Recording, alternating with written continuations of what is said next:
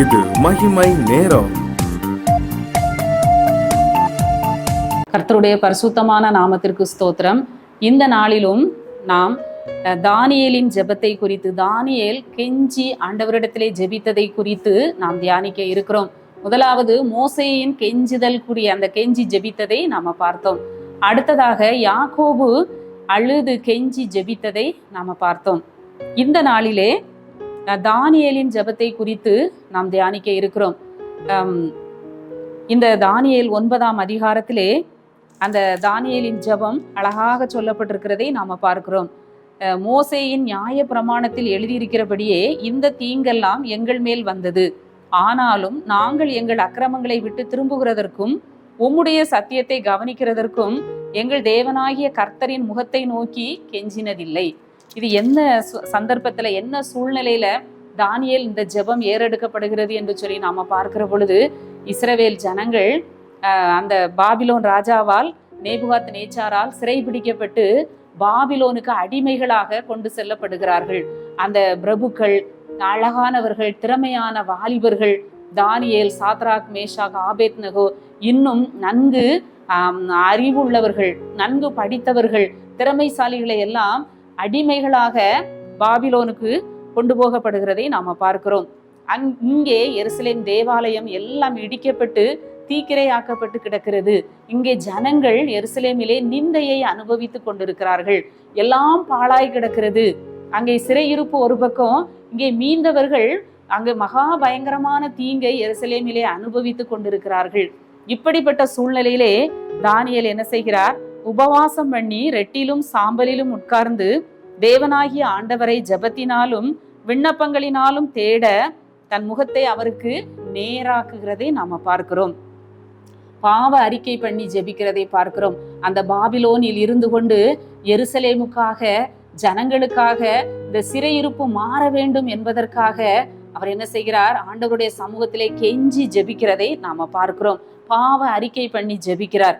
ஆண்டவரே, நாங்கள் அக்கிரமம் செய்தோம், நாங்கள் பாவம் செய்தோம், துன்மார்க்கமாய் நடந்தோம், கலகம் பண்ணினோம், உம்முடைய கற்பனைகளையும் உம்முடைய நியாயங்களையும் விட்டு நாங்கள் அகன்று போனோம், உம்முடைய தீர்க்கதரிசிகளுக்கும் ஊழியக்காரர்களுக்கும் நாங்கள் செவிகொடாதே போனோம். ஆண்டவர் எச்சரிக்கிறார். ஊழியக்காரர்களை கொண்டு, தீர்க்கதரிசிகளை கொண்டு ஜனங்களை எச்சரிக்கிறார். ஆனால் யாரும் என்ன செய்யல? ஆண்டவருடைய வார்த்தைக்கு செவி கொடுக்கல. ஆண்டவரே, எல்லா ஜனங்களாலும் நாங்கள் என்ன செய்கிறோம்? யூத ஜனங்கள், யூத மனுஷரும், எருசலேமின் குடிகளும், சகல இஸ்ரவேலருமாகிய நாங்கள் இந்நாளில் இருக்கிறபடியே வெட்கம் எங்களுக்கே உரியது. ஆண்டவருடைய பிள்ளைகள் இன்றைக்கு வெட்கப்பட்டு கொண்டிருக்கிறதை நாம பார்க்கிறோம். அடிமைகளாக இருக்கிறதை பார்க்கிறோம். காரணம் என்ன? ஆண்டவரை விட்டு பின்வாங்கி ஆண்டவருக்கு பிரியமில்லாத காரியங்களை செய்த போது ஆண்டவர் எச்சரிக்கிறார். ஊழியக்காரர்களை கொண்டு எச்சரிக்கிறார். நம்முடைய வாழ்க்கையிலும் கூட அநேக தடவை ஆண்டவர் நம்மை எச்சரிப்பார்.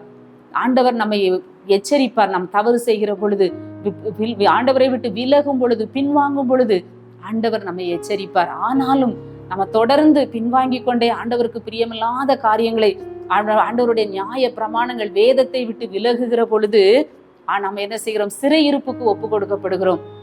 இங்கே இஸ்ரவேல் ஜனங்களும் அப்படித்தான். ஆண்டவரே, நாங்கள் வெட்கத்தை அனுபவித்துக் கொண்டிருக்கிறோம் என்று சொல்லி தானியேல் அங்கே ஜெபிக்கிறதை நாம பார்க்கிறோம்.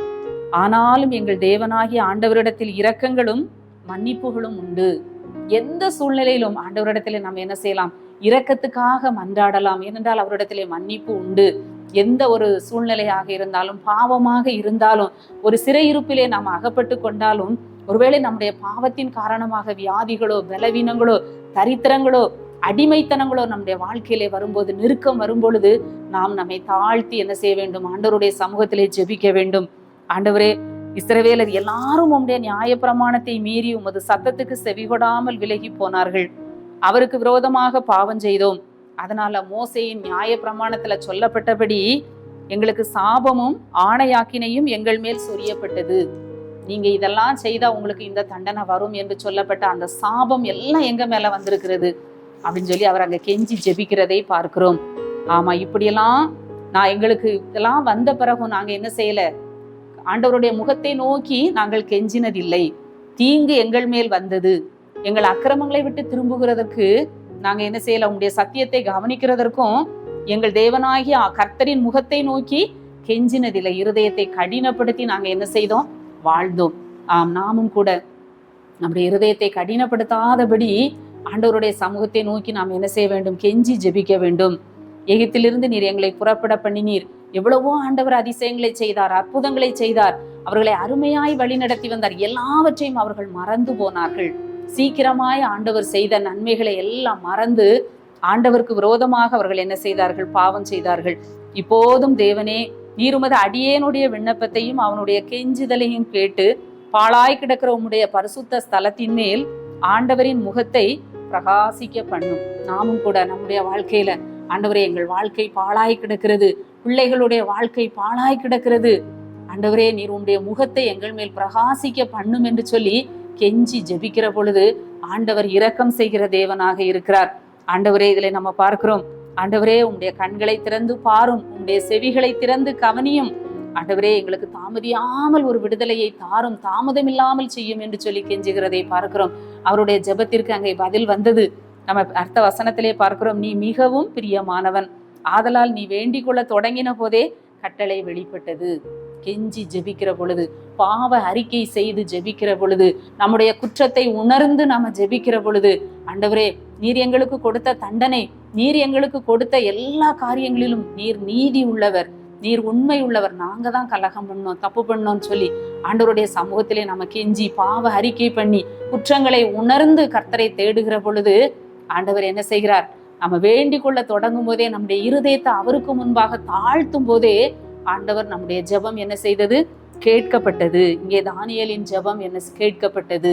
அந்த சிறையிருப்பு எவ்வளவு நாள் இருக்கும், என்ன நடக்கும் சொல்லி தானியேலுக்கு ஆண்டவர் வெளிப்படுத்துகிறதை நாம பார்க்கிறோம்.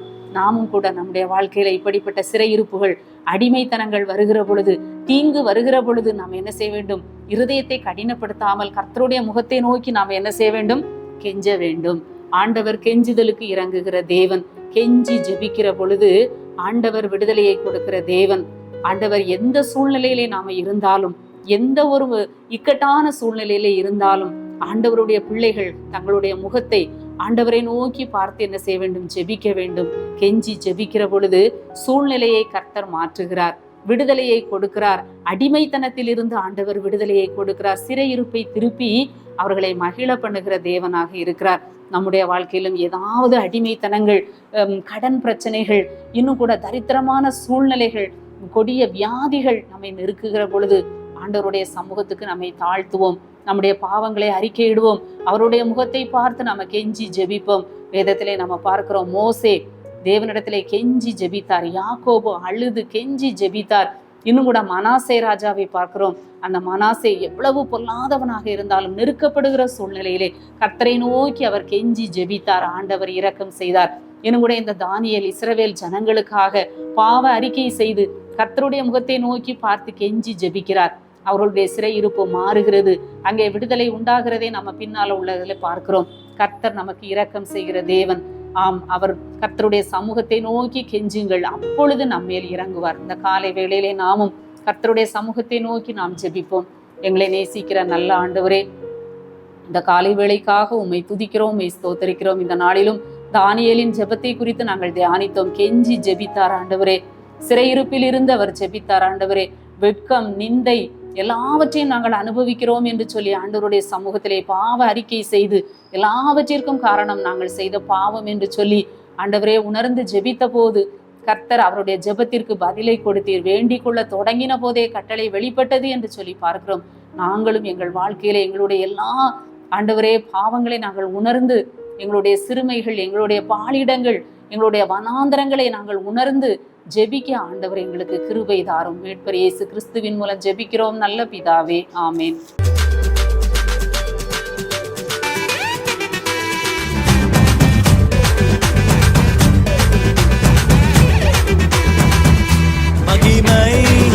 மகிமை